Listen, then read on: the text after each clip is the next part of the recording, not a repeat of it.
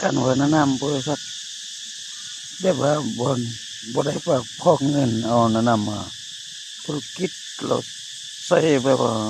หาด้วยธุรกิจด้วยนั่นแบบว่าแรงพวกกันเขาพอกเงินมันนั่น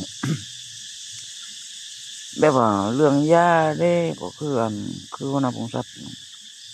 เฮ็ดไม่ได้นะอาศัยเอายาอัดเสริมไม่คืออาจจะยาว่าก็ไปแม่นบ่นั้นโรงงานใหม่หัวหน้าบริษัทคนธรรมดาก็บ่เข้าอะไรอย่างเงี้ยก็อัดไม่อัดยาเสริมไม่อะไรอย่างเงี้ยนะสุดอาจจะยาสุดเสียงต่างๆเนี่ยบ่ได้นะก็คือว่าทางไฟฟ้าในการหุ้นส่วนประเทศไทยจังนี่แต่บางเทื่อก็อยู่น้ำจีนก็สิมีสาขาแต่ว่าอันนั้นเขาจับตานำประเทศจีนว่าคือว่าน่าสงสารอันนั้นสายประเทศไทยนะอันจองมา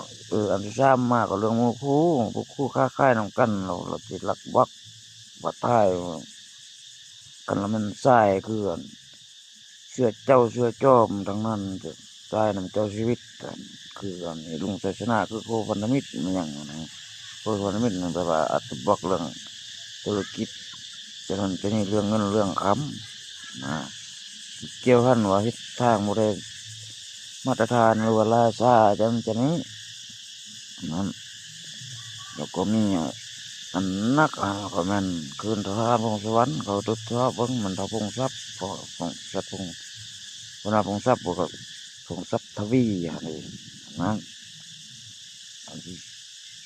อันที่สี่ที่ห้าของน้ำมัน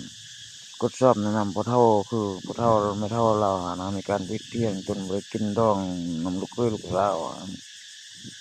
มีข้อแม้งนะหรือว่าอาจจะมีแนวบ่พอใจเรื่องการค้าการขายอะนู้โอ้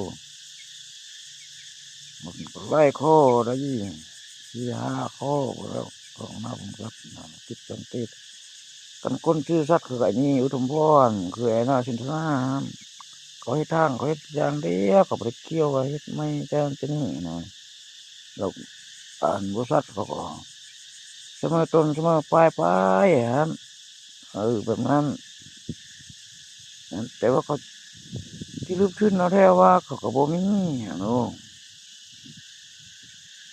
ก็แปลว่าเขาเฮ็ดตามกระซื้อนะกันเขาเอิ้นว่าเฮ็ดที่โกงไล่เพราะว่าประมาณบ่ได้ปฏิทานซึ่งว่าทางกัน2-3ปีจะเพราะว่าทุ่มแต่ดินหินน้อยเดียวหนึ่ง